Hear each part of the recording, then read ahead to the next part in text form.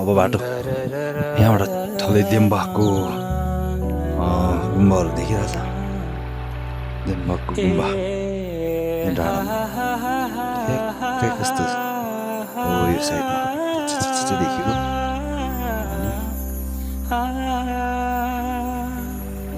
ट्याक्क यस्तो छ अहिले अवस्था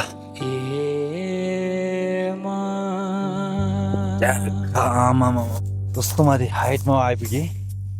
अब यहाँ त चाहिँ पुरै बादल लागेर अब ढाकिहाल्यो खुसीले ढाकिहाल्यो अब यो साइडमा चाहिँ यस्तो राम्रो लिएर आइरहेछ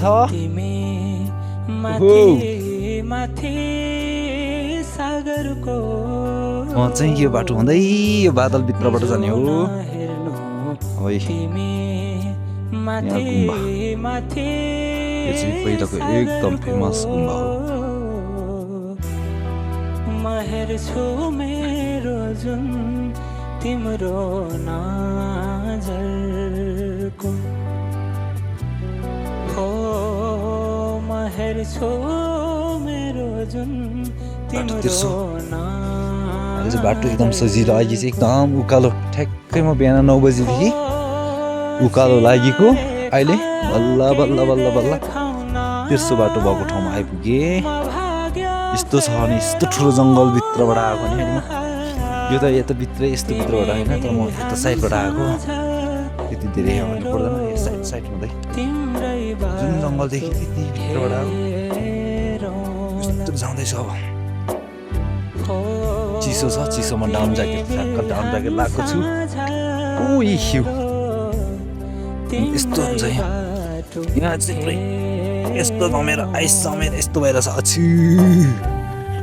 यस्तो यहाँ हिउँ परेछ अस्ति हिजो अस्तितिर हिउँ परेको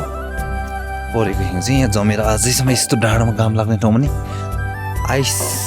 जमेर बसिरहेको छ झन्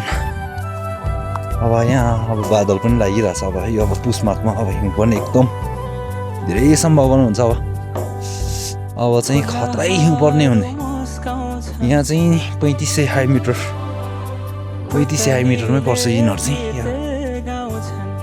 यस्तो छ पुरै बादल लागेर केही देख्दैन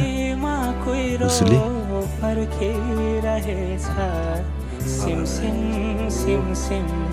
यस्तो बनाउने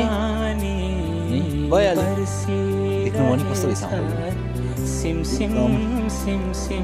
जङ्गलको बिचबाट हिँड्नुपर्ने जङ्गलको बाटो हिँड्नुपर्ने आज यहाँबाट म 3 घन्टा जस्तो यस्तै बाटो मेरो म ब्याट्री सकिसक्यो